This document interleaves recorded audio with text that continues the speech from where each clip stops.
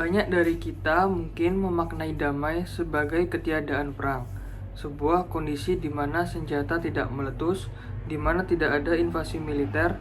Namun, jika kita mengacu pada studi perdamaian, definisi ini yang dikenal sebagai perdamaian negatif, barulah separuh dari gambaran utuh.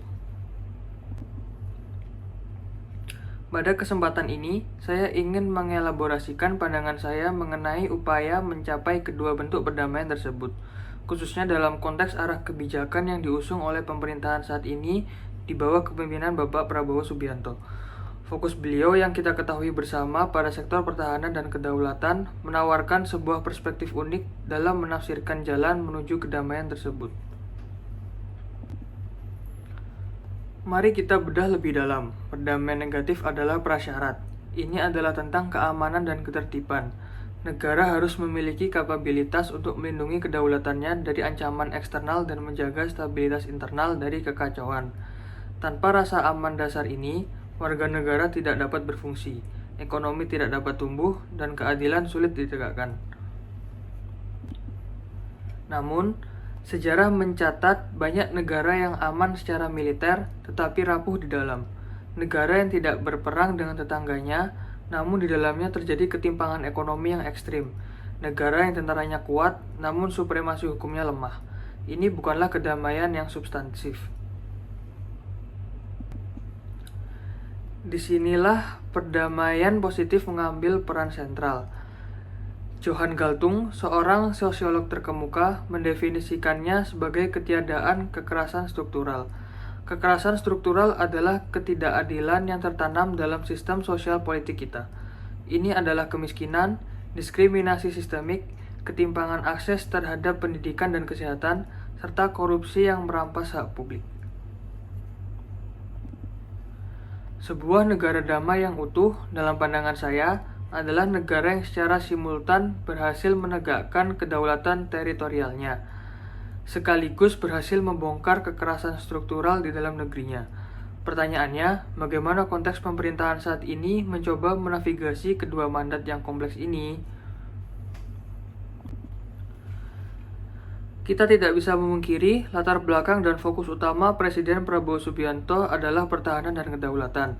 Selama bertahun-tahun, narasi yang beliau bangun adalah pentingnya modernisasi alat utama sistem senjata dan penguatan postur pertahanan nasional. Ada sebuah adagium Latin kuno, si vis pacem para bellum. Jika Anda mendambakan perdamaian, bersiaplah untuk perang. Paradigma ini memandang bahwa perdamaian hanya dapat dicapai melalui kekuatan yang memberi efek gentar. Pemerintahan saat ini tampaknya memegang teguh prinsip bahwa keamanan adalah fondasi.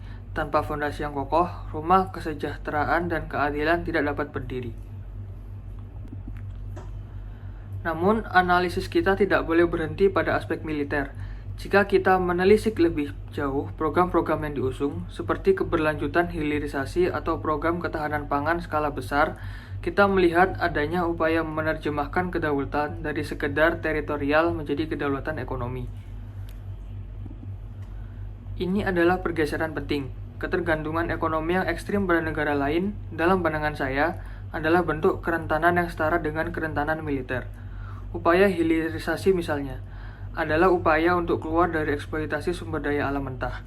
Ini adalah cara untuk menaikkan nilai tambah di dalam negeri, menciptakan lapangan kerja, dan memperkuat neraca perdagangan. Secara teoritis, keberhasilan program ini akan meningkatkan pendapatan negara secara signifikan. Demikian pula dengan ketahanan pangan. Ketergantungan impor pada komoditas pangan pokok adalah risiko strategis. Sebuah negara yang tidak dapat memberi makan rakyatnya sendiri adalah negara yang rapuh dan mudah disandera oleh kepentingan eksternal. Dalam kerangka perdamaian positif, kedaulatan ekonomi ini adalah fondasi untuk mengurangi kekerasan struktural. Pendapatan negara yang lebih besar dari hilirisasi harusnya dialokasikan untuk memperbaiki layanan publik, pendidikan, kesehatan, dan infrastruktur sosial. Ketahanan pangan adalah senjata utama melawan kemiskinan dan malnutrisi. Jadi, dalam pandangan saya, fokus pada pertahanan dan fokus pada kedaulatan ekonomi adalah dua sisi dari mata uang yang sama dalam visi pemerintahan ini. Tentu saja, Implementasi visi ini bukannya tanpa tantangan krusial, dan disinilah letak pandangan pribadi saya yang paling fundamental. Tantangan pertama adalah alokasi sumber daya. Kita hidup di dalam dunia dengan sumber daya yang terbatas. Investasi pertahanan yang masif secara inheren akan bersaing dengan kebutuhan belanja sosial. Dilema klasik guns versus butter akan selalu relevan. Bagaimana pemerintahan menyeimbangkan modernisasi alutsista dengan anggaran untuk mengurangi stunting atau memperbaiki kualitas guru.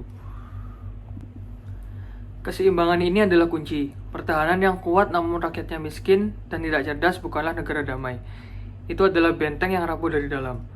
Tantangan kedua, dan ini yang paling penting bagi saya, adalah dimensi keadilan dan kohesi sosial. Perdamaian positif tidak hanya soal ekonomi. Ia soal supremasi hukum, ia soal kesetaraan di depan hukum, ia soal kebebasan berekspresi dan bertanggung jawab.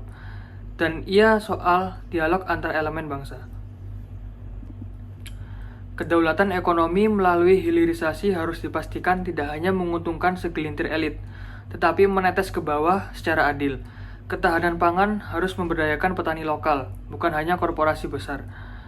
Jika pertahanan yang kuat dan ekonomi yang berdaulat telah berhasil dibangun, namun negara gagal mengelola pluralisme, gagal memberantas korupsi, dan gagal menghadirkan keadilan sosial, maka perdamaian yang kita miliki hanyalah ilusi. Kita mungkin aman dari serangan luar, tetapi kita terpecah belah oleh konflik internal. Pandangan pribadi saya adalah fokus pemerintahan Prabowo pada kekuatan baik militer maupun ekonomi adalah langkah yang logis dan diperlukan dalam konteks global saat ini. Ini adalah pembangunan perdamaian negatif yang solid. Namun, keberhasilan sejati pemerintahan dalam mewujudkan negara damai akan diukur dari kemampuannya untuk mentransformasi kekuatan tersebut menjadi keadilan dan kesejahteraan, yaitu menggunakan stabilitas yang diciptakan oleh kekuatan pertahanan secara agresif mengejar agenda perdamaian positif. Namun, tugas kita bersama sebagai pemerintah, sebagai akademisi, sebagai masyarakat sipil, dan sebagai warga negara adalah memastikan bahwa di atas fondasi yang kokoh itu, kita membangun sebuah rumah yang adil. Sebuah rumah di mana hukum tegak tanpa pandang bulu, di mana setiap anak memiliki akses pendidikan yang setara, dan di mana dialog menggantikan kecurigaan. Karena pada akhirnya, negara yang paling damai bukanlah negara dengan senjata tercanggih, melainkan negara di mana setiap warganya merasa aman, adil, dan menjadi bagian utuh dari sebuah kemajuan bersama. Terima kasih. Assalamualaikum warahmatullahi wabarakatuh. Salam sejahtera bagi kita semua.